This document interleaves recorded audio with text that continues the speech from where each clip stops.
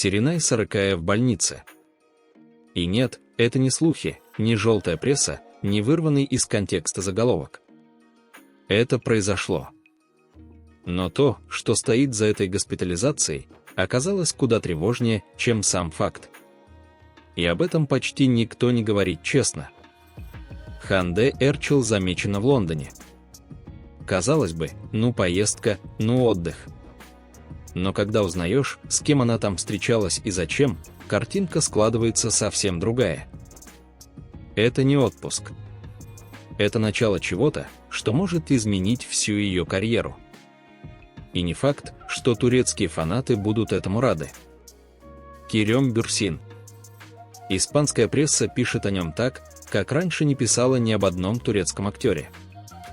Но дело не в комплиментах. Дело в проекте, ради которого он согласился на то, чего раньше избегал.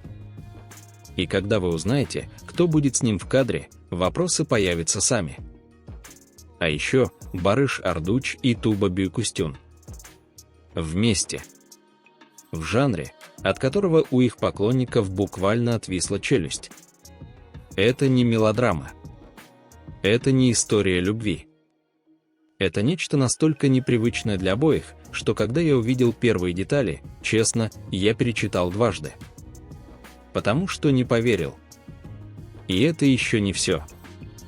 Мурат Юналмыш возвращается. Но не туда, где его ждали. Место съемок, жанр, партнерша – все указывает на проект, который либо станет событием года, либо разобьет сердце тем, кто ждал от него другого. Все это в сегодняшнем выпуске. Оставайтесь до конца, потому что самое неожиданное я оставил напоследок. Поехали! Сегодня в мире турецких сериалов случилось кое-что, от чего у многих из вас сейчас сожмется сердце. И нет, речь не о новой премьере, не о красивом кадре со съемочной площадки и не о романтическом дуэте, который все ждали. Речь о новости, после которой поклонники Серенай Сарыкая замерли. 25 мая турецкие СМИ сообщили, актриса была доставлена на медицинский осмотр в рамках расследования, которое ведет прокуратура Бакыркөе. Вот так. Ни красная дорожка, ни интервью глянцевому журналу, ни анонс нового проекта.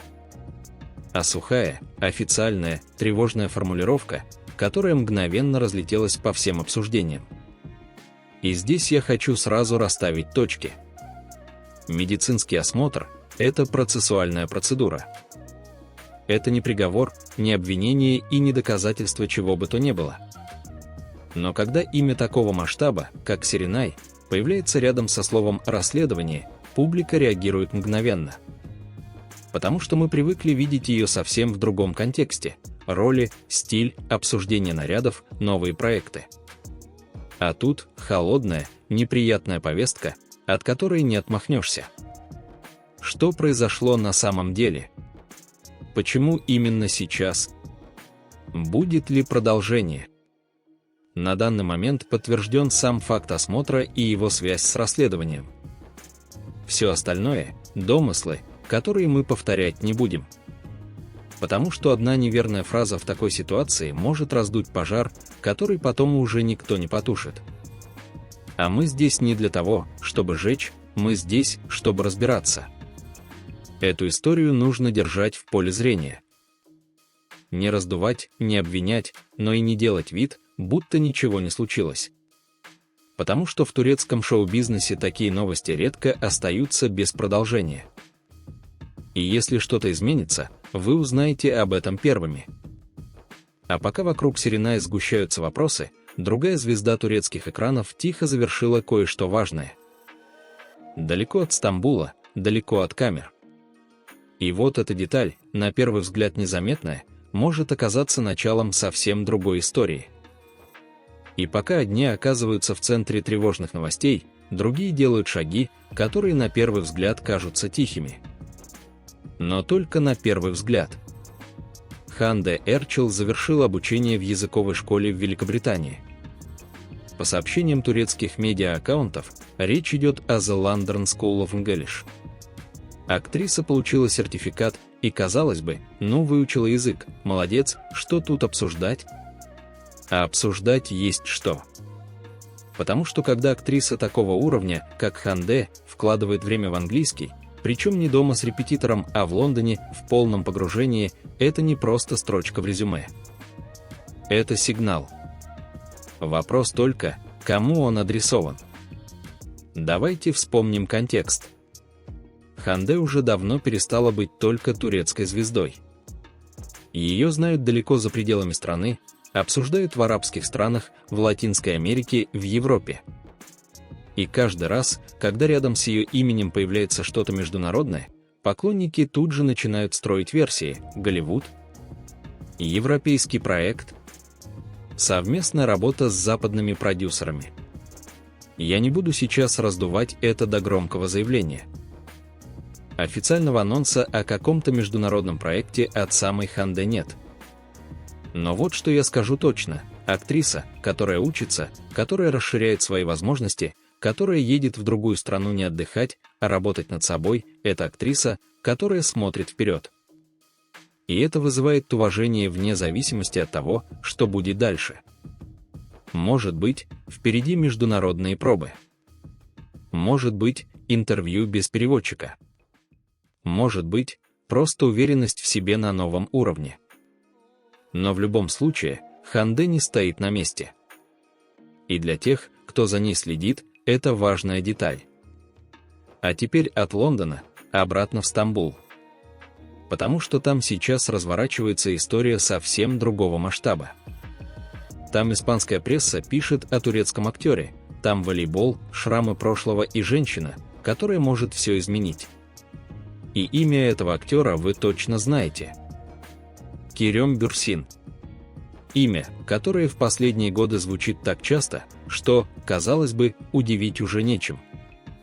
Новый проект. Ну кей. Красивые фото со съемок.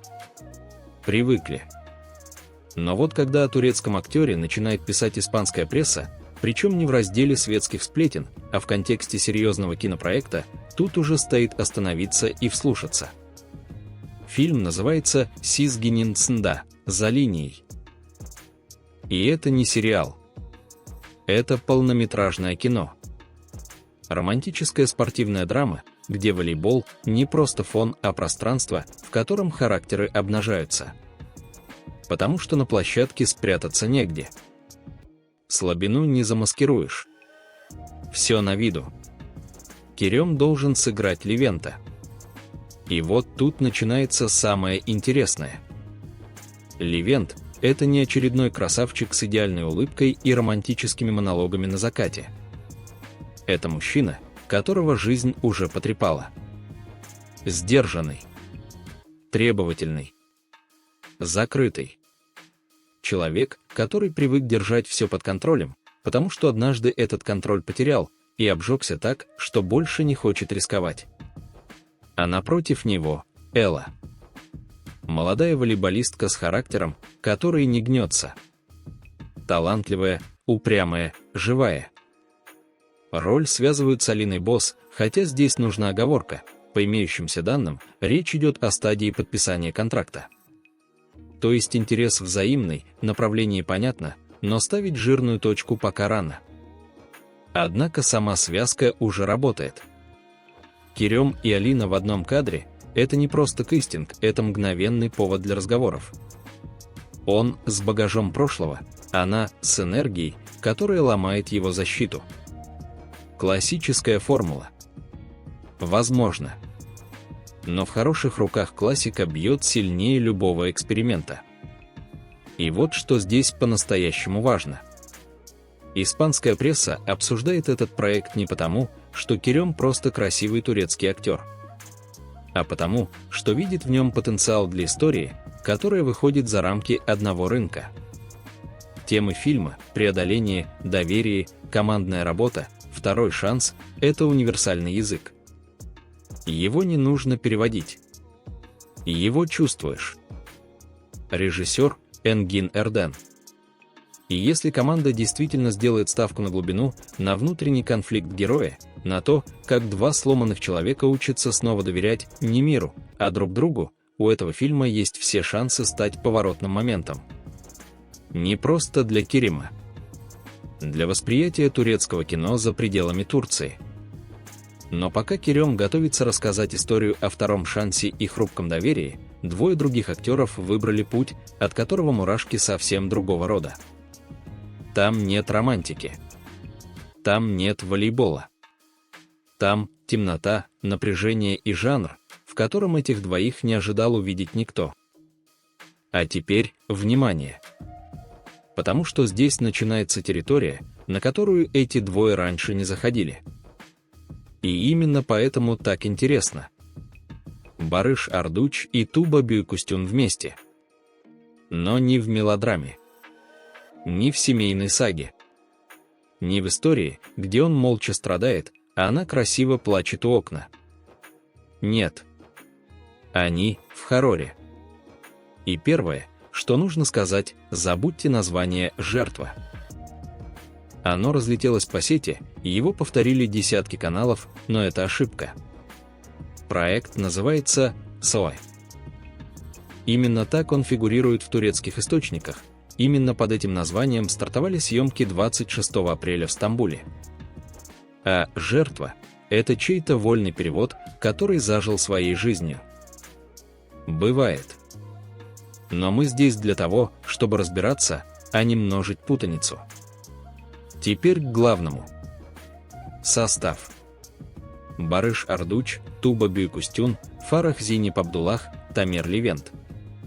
Прочитайте эти имена еще раз. Это не случайная сборка. Это люди, каждый из которых умеет держать кадр одним взглядом.